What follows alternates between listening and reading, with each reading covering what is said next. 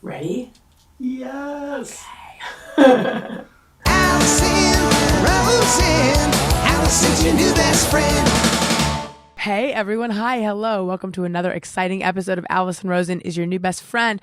I am sitting here in the pod cabin with my lovely husband, Daniel. Daniel, hello. Hi, I feel like a regular now. I know you are.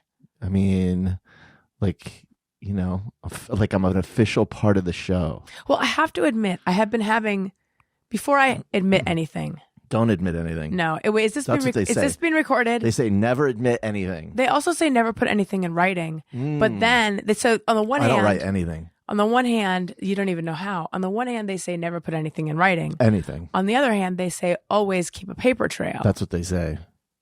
But it's like a paper trail of just paper. It's right. It's like a trail that you can follow on the ground. Not like, oh, you thought maybe it was like writing on the paper trail? You know about the time that I went to the party for the Batman Forever soundtrack premiere or something at the House of Blues, and I saw Val Kilmer leave a paper trail. And by that, I mean he had toilet paper on his shoe. Classic Val. Classic Val. Did you know at that point that it was like, this is it for Val's career? No, I didn't. I love him so much, though. You can't be a movie also, star with toilet paper on your heel. Did you know there is controversy around his brother, Mark Kramer, who, okay, so this is Kilmer? Mark Kilmer? Yes, it makes so much more sense than if his brother was Mark Kramer. Go ahead. Judging from my voice, you know I'm still not 100%, okay? But you're down to party. DTP. Yes. His brother, Mark Kilmer. Yes, Mark Kilmer. There was an article in ProPublica. Sure. ProPublica. Uh-huh. Yeah. About in a certain state, Child Protective Services ignored this. What happened? I think they ignored evidence or calls about an abuse situation, and then I don't know what happened. I think something bad might have happened to the girl. I'm now talking out of my ass. This is the gist. This is a great story, it's though. The gist. I used to do news. Yeah. Not right now. Uh-huh. This is the gist, okay? Sure. So someone, it was a dereliction of duty of a CPS person. Uh-huh. And then they're like, actually, they looked into the records of it, and this guy tended to always allegedly leave the domestic abuser in the home and leave the family the CPS with the person. home. Yeah, and it was Mark Kilmer, parentheses, brother of actor Val Kilmer. Wow. And I just thought, well, just show me a photo, please. I know. And I think I saw one eventually, and it didn't look like one of my favorite much like things is when there's like a celebrity who's known for being very attractive, and they're just wrecked brother or sister. I know. And then you realize that, like, oh, it really is like alchemy and magic that it makes for attractiveness, because you see their same features all wonkified in the other one. Have you ever seen someone where you see the parents and the parents are just a mess? They look like a mess. You know what I mean? They look a mess. Just the features are all out of place. No, but people are like, he looks a mess. Yeah, you're acting a fool. Just fugly parents. And then they'll have like a super hot kid, like they're, and you're like a model level kid, and you're just like, how do you ever? And then you're like, how the fuck did that happen? I mean, I feel like it's happened to me. There's not a ton of examples I can think of off the top of my. What models are you hanging out with where you met their parents? I always like to meet a model's parents before I know anything about them. Right. Frankly. You know what I do when I meet them? I look in their mouth. Oh, that's good. Yeah, I want to see the teeth. Like, how good are these models? Yeah, I count the teeth. Right. Why do you look a horse in the mouth? Because you don't want to look a gift horse in the mouth, but presumably you would look at a purchased horse in the mouth to make sure that they brush. They brush that they have enough teeth to chew the amount of hay they're going to need to chew. Is that what it is? And carrots. Are you seeing that they have enough teeth? Or are you counting their teeth? No, you need to make sure they have a nice smile. Haven't you seen Mr. Ed? Yeah. I think it's don't count a gift horse teeth. In the mouth. You count them in their butt. In the hand. Oh, yes. a gift horse's mouth in the hand is worth 2 in your bush. 2 gift horses in the bush. Yeah. I don't watch porn. Do you know who would know the answer to this question, though? Oh, don't tell me. David Huntsberger. Yes. Yes. Okay. I think he would know. I'm beginning to get toasty hot in my J-Lo on clearance jacket that I bought 14 years ago that's been hanging. This jacket is a testament. If this jacket says, "Hey, Marie Kondo." Hey. Yeah, get the fuck out of here, bitch. That's where Tony plays a drop. "Hey, Marie Kondo." Hey. Fuck off. Oh, good. You want to be a regular? I know all the drops. "Hey, Marie Kondo." Hey. Fuck the fuck out of here. Yeah. I didn't pull up my Daniel drops. Do we have to start over? I'll do the drops. Okay. Hey, Marie Kondo. Hey, go fuck yourself. Yeah.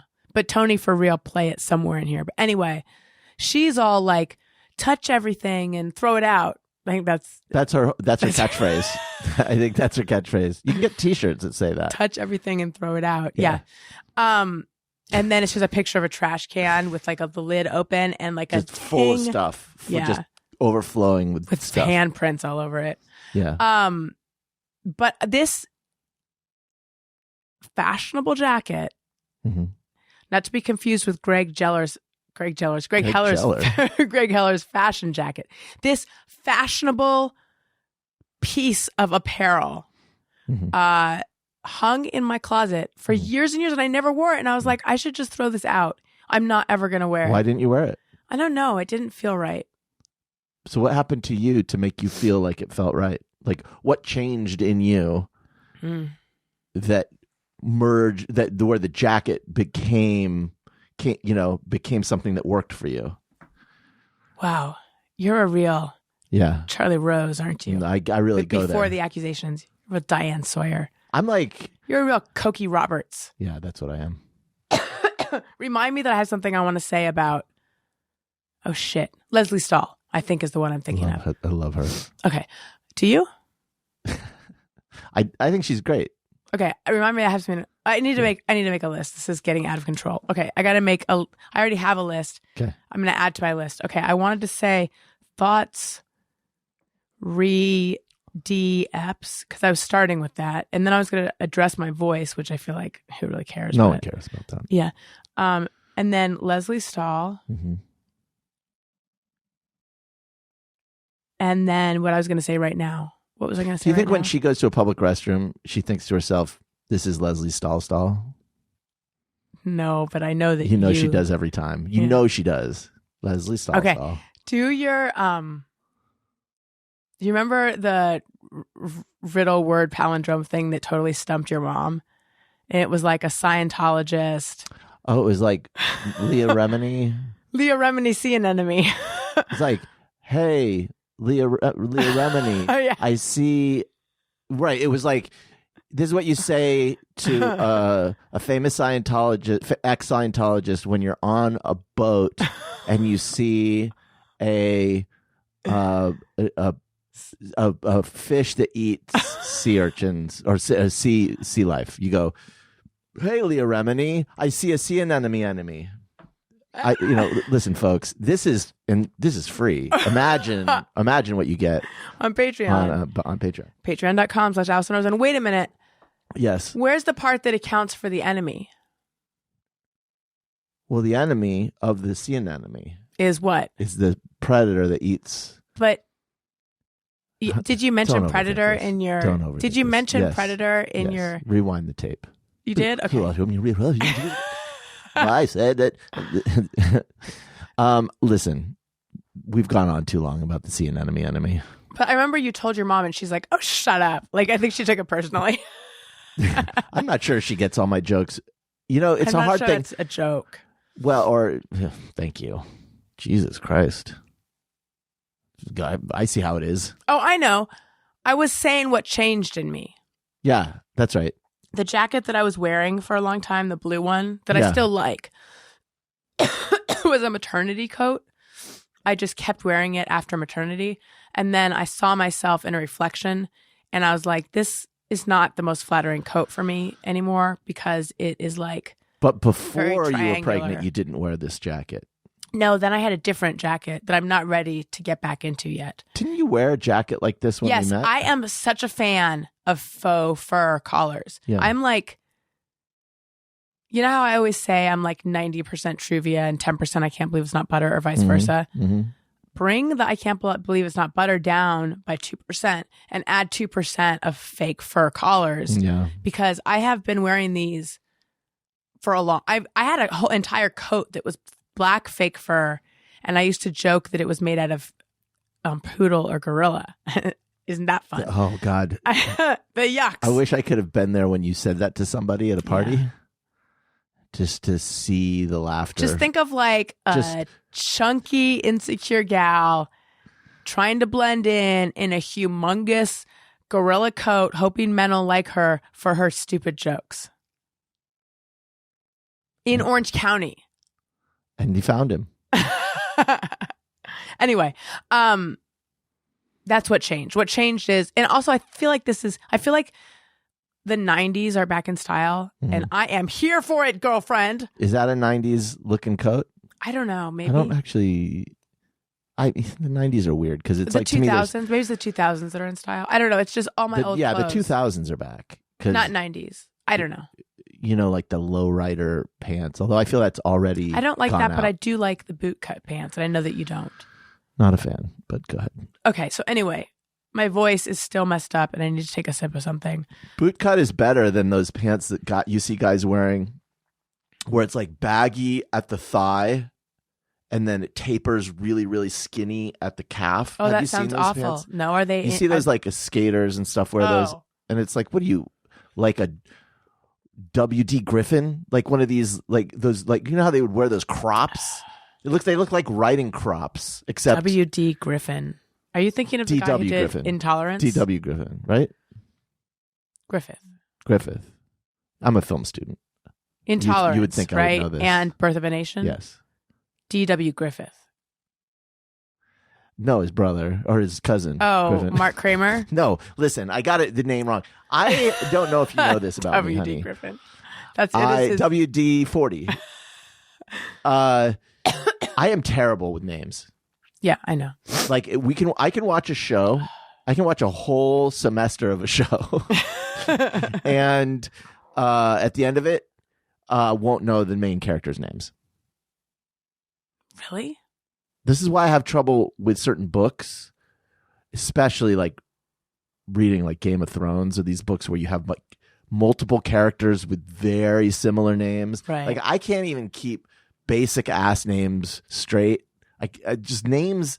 It's too abstract. Did you have trouble with Ivana and Ivanka? I sometimes forgot who was No, but like I think I don't do well with that level of abstraction. We should have like sounds for everyone should be called the sound of their face. Oh. What would I be called? That'd be What would you be? like Yeah, that's what I was thinking right? too. That's my face. That's what I was thinking. Yeah, no, that is the sound. It's not my. I didn't come up with that. What would Elliot be? Yes. No one is going to get it but us. And what about Owen?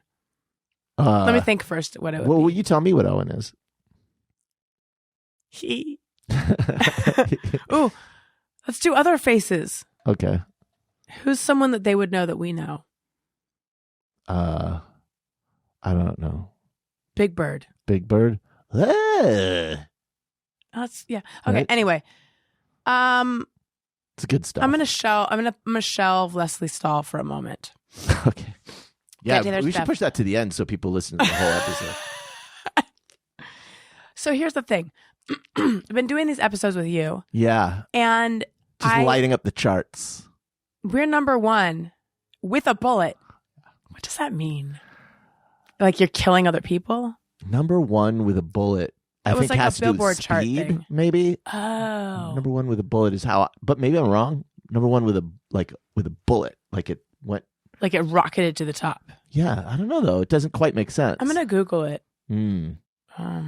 Okay, number one with a bullet is a police detective film, which is not what I'm Oh, so it's a reference to a thing, not necessarily. No, I think the other one came first. Okay. Billboard magazine's charting system. Yeah, it means rapid progress in the charts. So you were right. It still doesn't quite make sense. It doesn't explain why. But a bullet was like an icon next to it. Oh, number one with a bullet. Yeah, because Yes. I was like, it's more like number one like a bullet. Or number one attached, taped to a bullet. Right? Someone tapes the number one to a bullet and then shoots it. It had to be a small one. Yeah. That does make sense now that I think about it. Gavin Newsom posted something on Instagram about how California is truly the freedom state. That's because, you know why? I don't know why. He's trolling DeSantis because DeSantis in his inauguration was talking about how Florida is the freedom state. So I feel like when you do that, you're like chumming the waters for a lot of trollish comment. I feel like anything he tweets or anything he puts out there, he's going to get trollish comments. Though, yeah. Because there's just like a lot of, the right wing loves to hate on that guy. I'm going to call it right now. I might need to go in and get my inhaler or my various. Honey, if you need to do that, do it. Various sprays, tonics, therapeutic agents. Your therapeutics. I feel like there should be a word for all of that. My Pharmaceuticals? I guess. I don't know. But anyway, so there's a comment from someone that's like, you call this the freedom state? I can't even get a Glock 5 with a blah, blah, blah, blah. And yeah, you fucking can. okay, that's not, I don't even know what Glock 5 is. It sounds like a razor. But then someone else wrote, bro, DM me. And then I was just like, and then someone else wrote, good, like, which is how I feel. But what are they talking about? You can get okay, guns that's in not the state. point. Right. Don't get, hey, look, if you're my feelings don't care about your facts. But I bet, okay, go ahead. Because I'm making it personal. All right. So I was like, fuck you to the guy who's like, bro, DM me. And then I clicked on the bro, DM me guy. And he's like, what does 1776 mean when someone has that as their... I think that's like you're just an insurrectionist type. You're like a January 6th, Alex Jones type. Right. So he's that guy. Yeah. The guy who said, bro, DM me. And I'm like, is this guy actually like trafficking guns or what's going on? And is it safe to, like, are you allowed to solicit guns on Instagram? You probably are, but I don't know. Yeah. Because I remember people saying that like all sorts of abortion stuff was being erased off of Facebook. Like telling people where they could still get legal abortions was being erased off of Facebook, but gun stuff wasn't. But anyway, and then I clicked on I was like, what's the deal with this guy who's trying to buy the gun? Mm-hmm. And he's followed by two people that I know in Orange County. And I'm like, oh my God, who is this? I think I know I probably know this person. Huh. He has a name that doesn't, I mean, his name's Bill, but his other name, his screen name is something else. Mm-hmm. Should I request him? On the he's show? A private account. Yeah. Bill, for Thursday come get show? your gun. No. Should I befriend him just to see who it is just and to then find out unfriend him? Yeah. Because he would see me and then he'd be like, oh, she knows these people. I've got to see who this person is. Out of Why? curiosity. Who cares? Because I want to know. But do you need to know how you get a Glock, whatever? No, not the guy who's selling it. The guy who's trying to buy one. So you need to know someone who's trying to buy a gun? I need to know who's trying to buy one. What is a Glock 5 anyway? People, it's a gun. Is it is it an Armalite? Oh, it's a handgun. Glock. I mean, I don't know. I don't know each guns. Glock. It's just like a handgun. Oh, so it's not one of the ones where you'd be like, why does someone need that? I mean you'd be like, yes, I know, but it's not an AR. No. Oh. Wait, what is he saying then? No, I don't know. You could get... He said I can't get it with a regular magazine capacity. Oh, well, they might limit... Okay, so they might limit the capacity here in California, but it's like not hard. Dude, just drive 4 hours. That's what you did. You can get it in Arizona or probably Nevada. Like, what's the big deal? You can probably get it sent to you. I don't know what the laws are, but Okay, we're not trying to sell guns here. I just don't. I think that they complain a lot, and sometimes I wonder, like, what are you complaining about? Like, it's not. There aren't these restrictions you're talking about are not there. But good. I know. So anyway, I just thought that was interesting that this person who rifled through my feathers. Oh yeah. It turns out that I have a connection with him, except maybe that's kind of how social media. No, it wasn't like this comment was shining brighter than the others. It wasn't find like that sometimes. That like happened that to me. it serves you. I saw a tweet from someone recently that was just a real trollish, and then I saw a bunch of people I follow them, and you wonder like what. Well, that movie with Vincent Kartheiser, Pete Campbell from Don Draper. Yeah. Pete Campbell from was Don that the Draper. name of the movie? From the Don Draper Show. Not the social network. What was it called? I can't remember. But that showed how the algorithm works and stuff. It does try to give you things that it knows is going to bother you. Well, no, I know that, but it's weird. The weird part is that it gave me something that bothered me, and then the person who was clearly a troll was followed by people I like. Right. That is weird. That's always weird to me. So the thing that I was going to say is I've been doing these shows with you, and I have been enjoying them immensely. And I like at this point in my career and in my podcasting career, I feel like I really want to pay attention to what excites me as a creative person, and I like go with my gut, because there are times with this show that I've not listened to my gut. Like other people's voices have gotten in my head. And so I've been like, I really liked this person coming on the show, but so many people are saying they don't think that they're the right fit. Maybe, Right. And I look back and I regret that. I regret it, because the truth is I know, what's good for your show. I know better than anyone else. DQ. I'm not going that far. Oh, okay. I mean, you learn what to take in. I'm not saying that I never want to listen to feedback, because of course I want to listen to feedback, but if I have a strong feeling about something, I want that to be the loudest voice, probably. So and also, as someone we know said, you want to keep evolving, you want to keep growing. Just real my philosophy on that is better to fail on your terms than to fail on another person's terms. Oh, you think I'm going to fail? No, but it's like you don't know what's going to happen, but nothing is worse than going by someone else's advice and failing. Yes. It's like so hard to live with that. But I can live. Well, that happened to me with I've done a couple pilots that didn't go, which by the way, I don't feel shame about it, but I do feel like, oh, bummer. But then I meet people who are like, I've pitched 14 shows and the 15th one. And it's like, I remember, I'm dropping a name, but Rhett Reese was like, he said that when he talks to film students, he says, you have to be like Terminator. I haven't seen it, but my understanding is like going. You get destroyed and then you could just rise up and come back together. Yeah. Whereas I was like, I'm going to take a break for a while. That's great advice. Creatively, it's so much better to just have an attitude, a lightness with each project. Like your whole soul isn't in one thing. Like it's like, okay, next thing, adaptable. Right. You can kind of move with where things are going.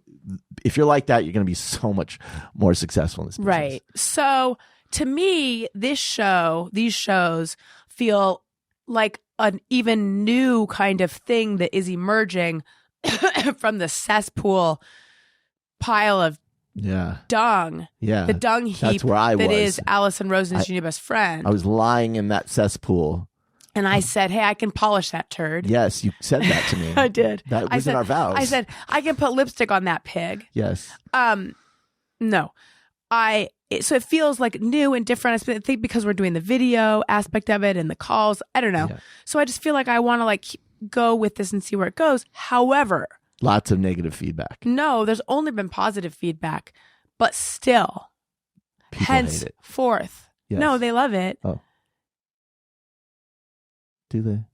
Therefore, no, they do. They like it. But not booking an interview and sitting down and doing that whole thing that I've been doing every single week for 11 years on this show. Yeah. It feels like I'm shirking my duty. Yeah. And because this is so easy and so comfortable, because it's not hard. Right. Like in the past, when something fell through or when I didn't have a guest or for whatever reason, when we were in a pinch, I would say, let's just do a Alison and Daniel show. It was like what I would fall back on. Yeah. So the fact that now I'm opting, because I'm like saying I'm not going to book a guest this week because I'm going to do it with Daniel because I enjoy it. Yeah. It feels like maybe because it's easy, I should be like forcing myself to do the other thing. And then I think to myself, by the way, this is such an off-air conversation that I'm having on air, but I like to let everyone in on my process. That's what they love. But then I think I am 11 years into this. Mm-hmm. I'm never going to give up doing interviews. No, I'm just, but I think if for a few weeks I do this because it's fun and then I see what this is, I don't think that hurts anything. And I think everyone's enjoying it. I'm just saying, I don't even know why I brought it up. Huh. Interesting. Write in if you know why she brought it up. Let us know. Yeah. ARIYNBFshow@gmail.com. No, I think that as long as you don't give up on the other thing. Oh, I wouldn't. I would never, though. It's such a part of me, and it's part of the show. I don't see there's anything wrong with that, unless I'm bringing the show down. No, that's always been my worry coming on from the beginning. Was that like this is your thing, and you're so good at it, and it's so good, and I'm not really somebody who has designs to be a talent on camera or anything like that, or on mic. Here's the thing. You're a regular, excuse me, you're a regular on the Thursday show. Yeah. So people know you at this point. And I think on Monday when they're like, oh, it's Alison and Daniel, it's like sitting down with friends and hearing friends. And I think culture has shifted a little bit, and I think people want that. They want friends and they want true crime. I know. Yeah. Are you going to tell them about our true crime angle now? I don't know what that is. We're going to start talking about true crime. Oh, yeah. We're all about it. Let's listen to a call. Okay. Hey, Daniel and Alison, or Alison and Daniel, because it is her show. I'm just calling to apologize for my last message, which you read. I apologize to all the listeners out there who had to endure listening to that. I don't know what went. Okay. So do you remember is this the one where you couldn't hear what you're saying? Okay. Yeah. All right. Wrong, but I was trapped at a trampoline park called Airtopia, where I have to sit there for 1 to 2 hours while my 9-year-old plays dodgeball on trampolines, and then comes over and demands an icy. That's what I was trying to say. I said also that my New Year's resolution was to lose weight, which is pretty cliche, and that I am adherent to that Quantz Method, which includes putting your sleeves over the shoulders of your sweaters when you hang them up, which I have found to be a game changer, because now I don't have those little marks or whatever on the shoulders from the hanger. So thank you for that. I'm looking forward to learning more Quantz Methods in the future. And I appreciate the card you all sent out. Thank you very much. And again, Sasha in San Antonio. You all take care now. Bye. All right. We did Christmas cards. I'm loving that call. Certain patron levels received them. San Antonio does feel like a place that would have a trampoline park. Yeah. One of the things that I really like about sort of mountain states I found, and I'm sure this is throughout the Midwest as well, is it gets really cold. And so there's lots of activity places that are indoors. I grew up in a place where everything was outdoors. And so it's fun and novel to go to a water park, for example, that's all indoors. That's really neat to me. Yeah. And for some reason, a trampoline park sounds... I would definitely break all of my bones in a trampoline park, though. You know what I'm sitting here thinking? You're thinking about me breaking my bones in a trampoline park? No. I'm thinking about how I mentioned that we sent cards to patrons at a certain level, and how the patrons who are not at that level, I don't want them to feel bad or feel left out. But the truth is, to send a card to every single patron would be cost prohibitive. Cost prohibitive, and also just labor prohibitive. And also to collect, because people at a certain level give us their address. So I did it to the $25 and up level. That's where you get like the official, I forget what I call it, but the fan club level where you get stuff when you sign up. Yeah. You get merch and stuff. And then qualifies as stuff. Yeah. We hadn't really sent stuff for right. And then I also included the confidant level, because those are the people that I text with, because that's a manageable. Yeah. Still a lot, but it's a manageable number. And I could just send a text as, getting addresses, but to collect the address of everyone, that would have been a job too big for me. But that doesn't mean we don't love you. But I know. I just don't want them to feel unappreciated, because I appreciate them so much. Guys, it's just a picture. Yeah. All right. Yeah. Guess what's happening now? I might sneeze, but also Are you I'm going to get your pharmaceuticals? No, I'm going to take my coat off. Whoa. Yeah. Oh, insert some like French stripper music. Do you know French strippers and what kind of music they play? Isn't it like plant, plant, oh my God. I feel like like I'm in a Parisian strip club. Yeah. Oh, I feel like I'm in the Montmartre district. This is really Toulouse-Lautrec. I'm just going to throw all the escargot. Oui, oui. When I think I've taken it all off. Now I'm just wearing 2 layers. You need to go to the video to see YouTube.com/Alison Rosen to see my striptease. What does it say right at the top of this pad of paper? Robe life. Yeah, that's right. Yeah, Alison is really. I never. There is no floor to the lazy life of Alison. The thing about a robe to me is like there's a kind of robe where you can wear it around the house and still sort of seem like you're not a vagrant. It's not even that. It's like giving up on life. No, down on your luck. No, a housewife from my grandmother from the 40s. Okay. You know what I mean? Like hair rollers and a big fluffy bathrobe. Yeah, but that's not the one I have. You have a big fluffy bathrobe. No, that's what I'm saying. Yeah, there are certain ones that make you not look like that. Right. I don't have one. I'm trying to think that, like, I'm not sure there is a version of a bathrobe that can be worn around the house.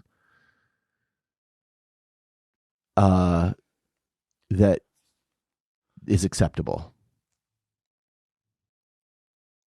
You woke up and chose violence.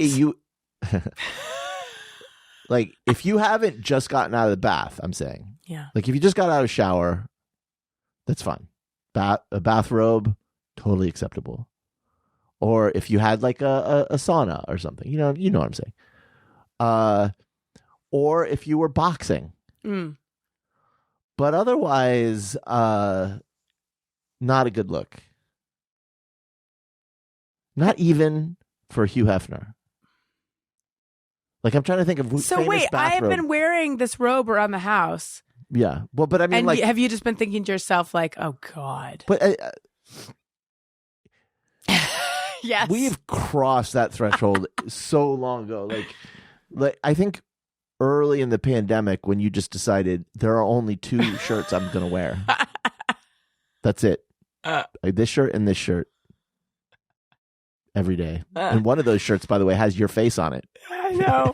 You wear your own. But it shows me. I have to say this. The shirts that you had for merch, they're good quality shirts. I wear them. I know. It's super comfortable. It's a perfect pandemic shirt. So anyway, it's all right. So anyway, yeah, so you don't look at me anymore. So anyway. I don't look at you that way anymore. So there's nothing lost, is what I'm saying. Well, I've never really been a robe person. I know this came up on the show. Tony's nickname was briefly No Robe Tony because he doesn't wear robes except in Japan. Oh yeah, how does he feel about this new you? He doesn't. This is the first he's hearing when he does this episode. So anyway. Do you think he'll quit? Because you're all robe Allison. You're like only robe Allison. Well, he's no robe Tony. I'm balancing it out. So anyway, listen. I've never really understood the bathrobe thing. I like a bathrobe in a hotel, but for me, I always thought a robe takes the place of a towel. Yes, that's the one time I will accept a bathrobe. I always thought a robe takes the place of a towel. In a hotel. So you towel off and then you put on a robe and then you toddle out to your room and then you like enjoy some room service or do whatever your hotel room activities are. You lounge around, but it's sort of like, I do not like to take a bath. I've tried 1,000 times. I get in the bath. You don't know how to do it. You go on your stomach and then you're like, I can't breathe. Yeah, exactly. You know, I dangle my feet over the edge. Lots of splashing. Right. So no, I get in the bath and I'm like,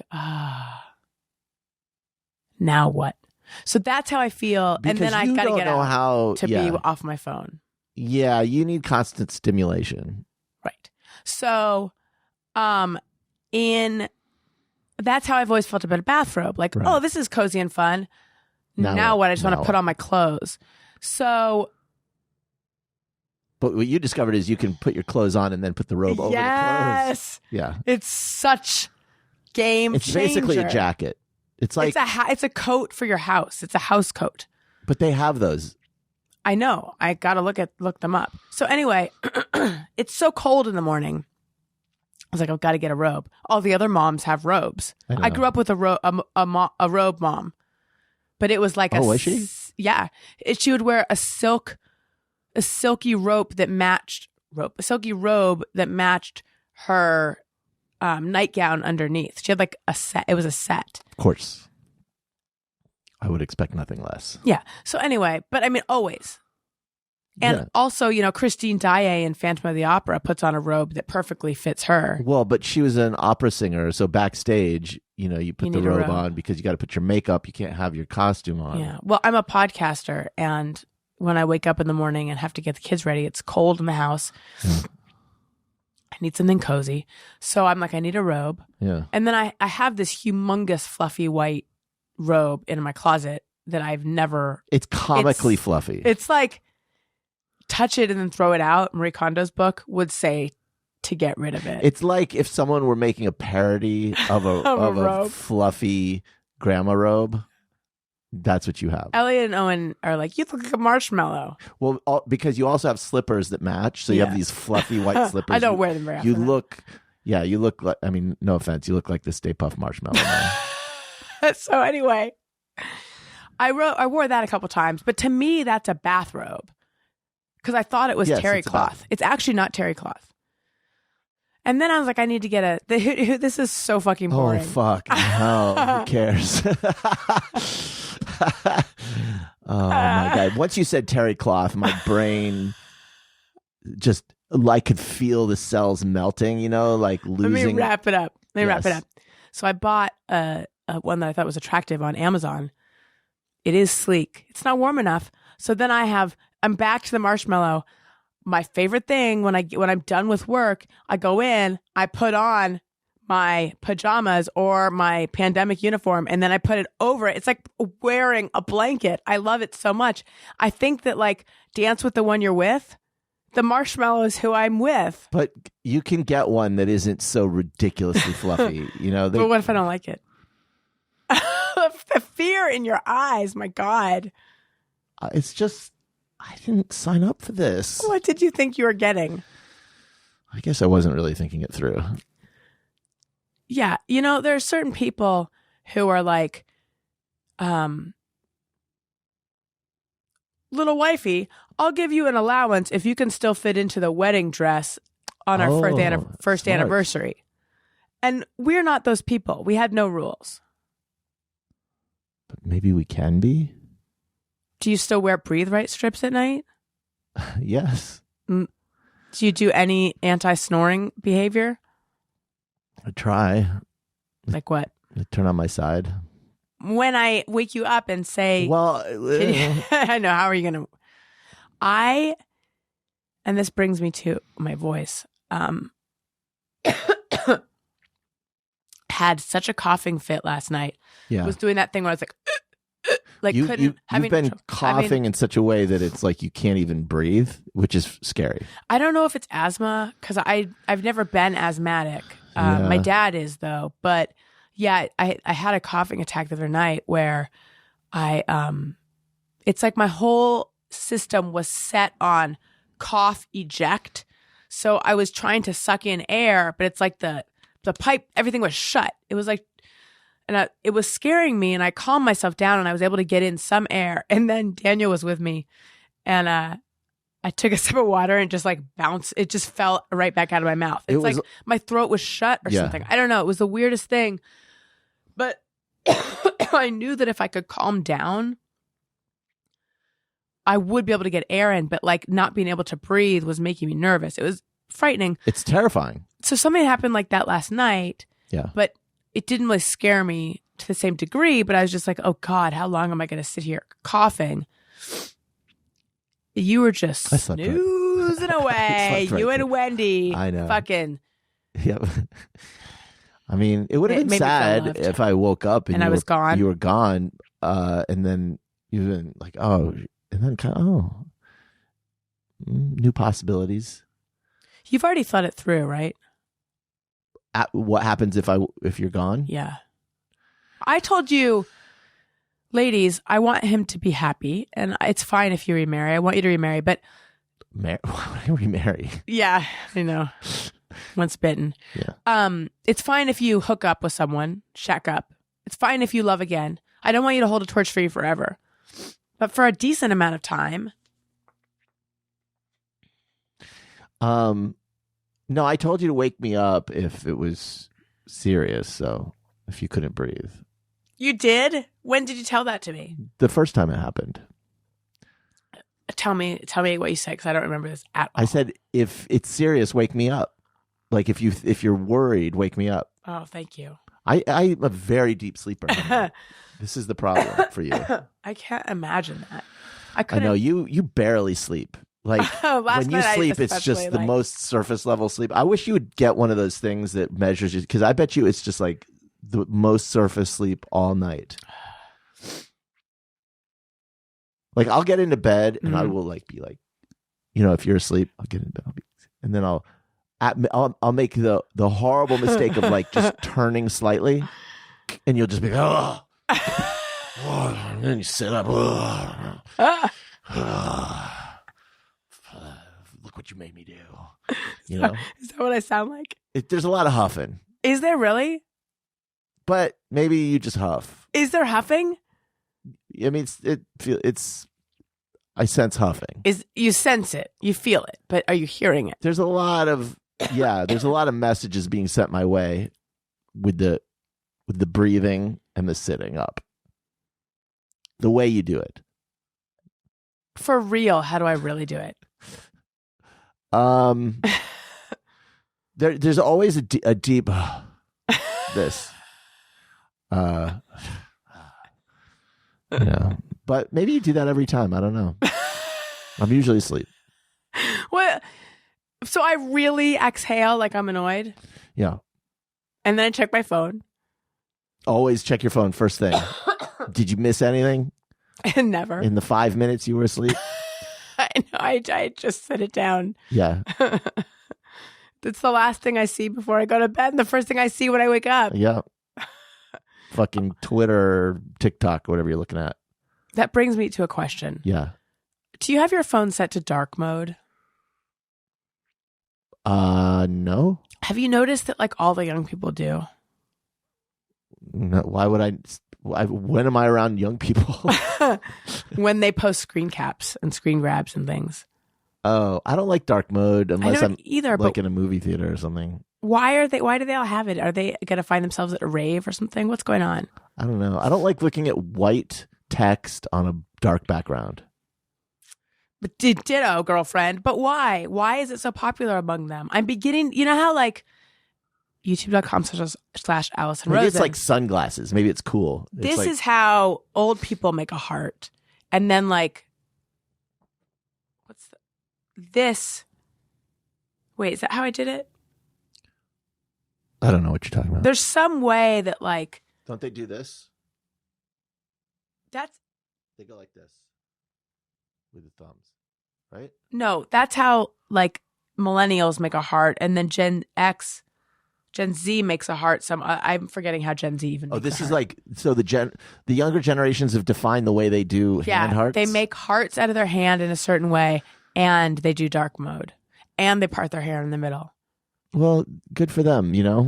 I guess in a life that's devoid of meaning, or in a society that robs us of meaning, you got to find it somewhere, and that's where they found it.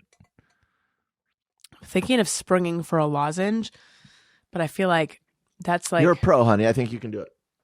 You think I can have a lozenge in my mouth and talk into the mic? I don't know if I can. It'll rattle around in your mouth. I know. No one wants to hear that. Tony can take out all the rattles. He can just go in and just pinpoint those sounds. Let's take a break for 1 second. Okay. A little intermission. Yeah. Okay. Dun, dun, dun, dun, dun, dun, dun, dun, dun, dun, dun, dun. Hi, guys. I'm just blowing my nose. You can keep going. Dun, dun, dun, dun, dun, dun, dun, dun. Dun, dun, dun, dun, dun, dun, dun, dun, dun, dun, dun, dun, dun. I'm doing a sound alike. I know, of Girlfriend Ipanema. Yeah, but I don't want to get sued. But well, good thing you're not doing it super well. We're on camera. What was it? What that was just a little snot? A little mucus. Oh God, that's so gross. I actually don't think it's gross. I'm just doing that for the people. It's amazing what has stopped being gross to me after having kids. Other people's mucus is super gross. I'm not okay with it.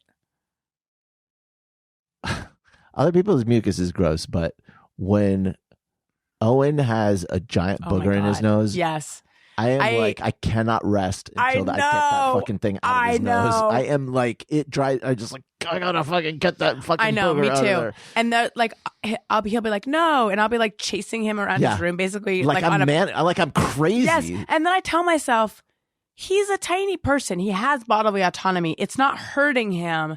And it might actually be hurting him for a giant marshmallow to be chasing him around his room, demanding that I like get at his nose. Yeah. So I got to just let it go. But it is like,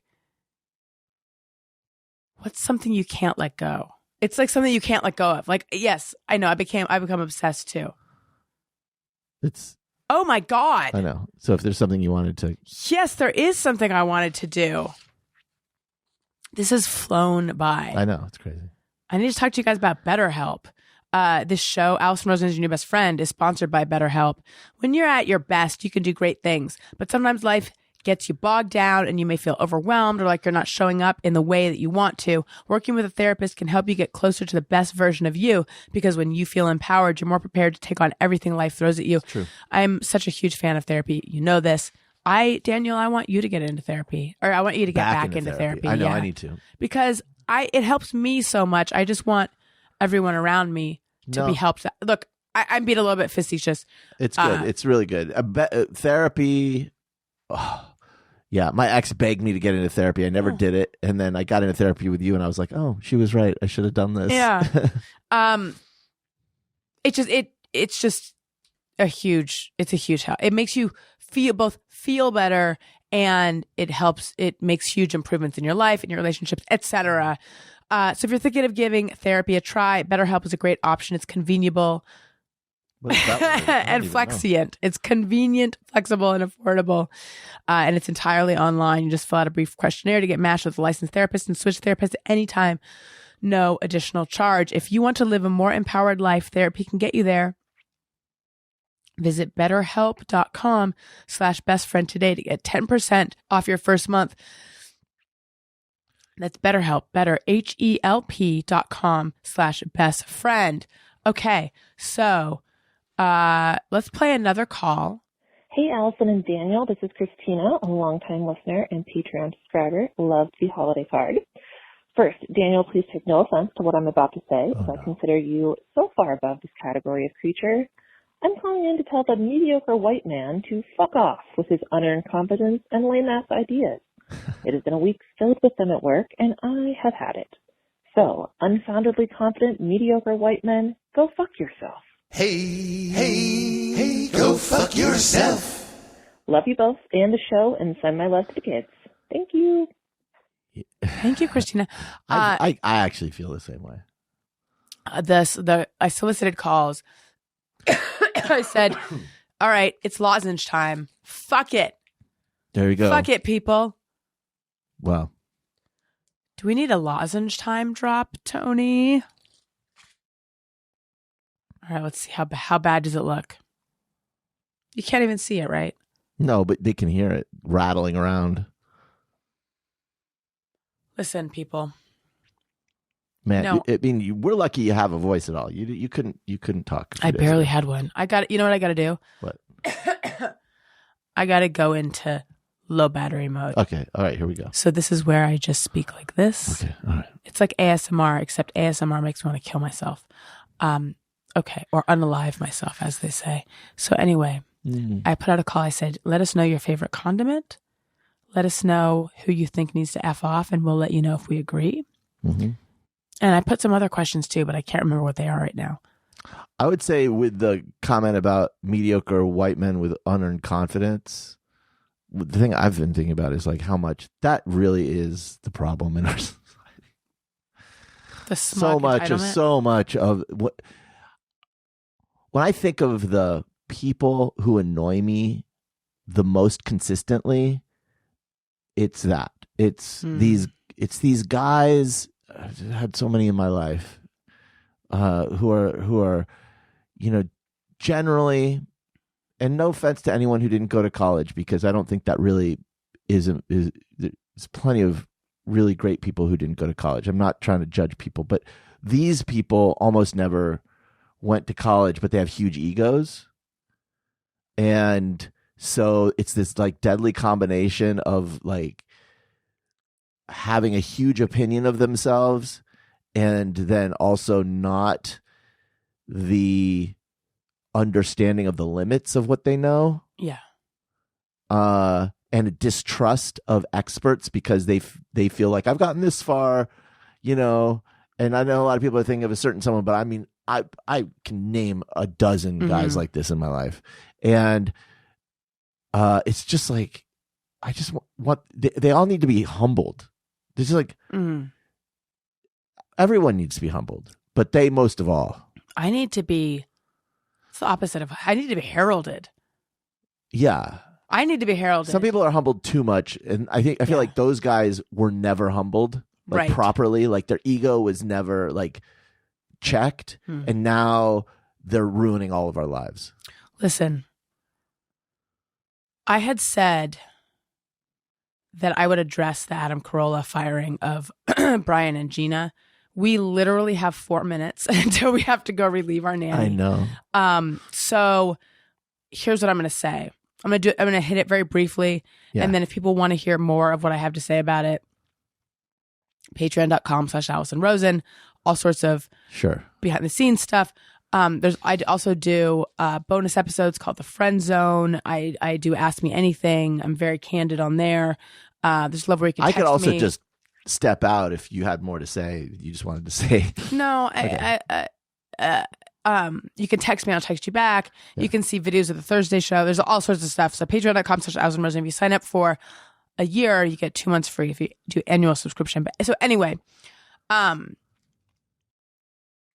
before his annual State of the Union or State of the Podcast or whatever, like address he gives at the beginning of the year, it turns out that he let Brian, drop guy, sidekick for 16 years, and Gina, my news girl replacement, let them go. Had them come in. Well, hang on. Okay.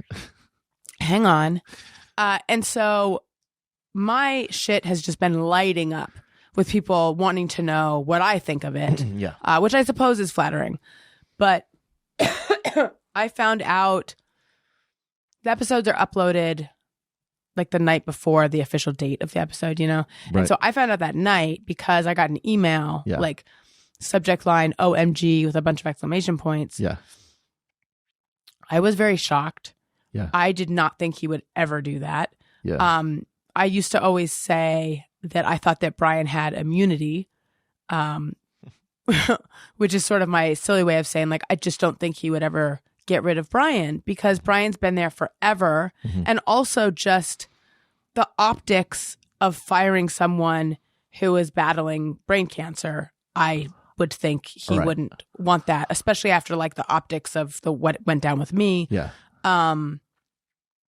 So I was shocked at that's kind of my statement on it. Turned off. Oh, what does that mean? That means the camera's just on you now. Right, but why did it turn off? I don't know. We'll have to figure it out. Should we turn it back? Why don't we turn it back on? Can you get up and turn it back on real fast? I just wonder if we ran out of memory. Oh, well, then if it starts recording over the other one, that's okay. Sorry. Well, okay. This is episode Interruptus. Daniel's camera just shut off, and we do have to go inside right now. So I was in the middle of saying something. I'm sorry, this is frustrating. This is to be continued. Well, you can finish. Well, I was just going to say, I don't know why he did it. I have a couple different theories. Yeah. One would be, but I have no inside information. Yeah, speculation. So this is pure speculation. Yes. Maybe he has another deal somewhere, but at the same time, it doesn't really make sense why he had to fire them at the time he did, except he's kind of a creature of habit and does it right before the new year. But apparently he like called them in as if they were going to work and then like let them know and let them go, which I feel like Happy New Year. Kudos on doing it in person. Yeah. Not doing it by email, but like the third time, set aside time to do it. But I don't know how they feel about the way it was done. I will say this. This is pure speculation, but my understanding of the guy is it's all about money. It's only ever about money or ego, right? And so there has to be another deal that's in the works. I don't know. There's some financial reason he did this. That's it. And then the other thing was, and my feeling at the night that I heard about it was like, in the way that I feel that my firing was just like a giant fuck you to everyone. Mm-hmm. I feel like this is kind of another fuck you to everyone. Like, oh, you like them? You like them on my show? Fuck you. And also because I suspect in the same way that he, I think, sensed that I do not share his political views, I imagine he feels, even if they're not outspoken about it, he knows. And so maybe he doesn't want to be saddled with two libs. I think he probably hated the feeling that they were sitting there disagreeing with him. Yeah, which, by the way, I don't not understand that. Like, I get it. Sure, he you can tell that so much of the anger when he's going off on his rants is just that nobody like agrees with him. Yeah, the anger is mostly just people not. It's the anger at people not thinking he is as wise as he thinks he is. So yeah, to your point, I think it's either money or ego. Okay, we totally have to go. I'm sorry to end the show so abruptly. Listen to my other podcasts, and Daniel and I are going to go to a live wrestling event this week. So tune in Thursday for that. Okay, I'll go. Bye. I love you. Okay, bye. Love you. Bye, Daniel. Daniel just got up and left. Now it's just me. Hi, everyone. Okay, I'm going to wrap up the show. Everyone, thank you for listening. I love you. You matter. Goodbye. Hey, do you know about the Alison Rosen Show?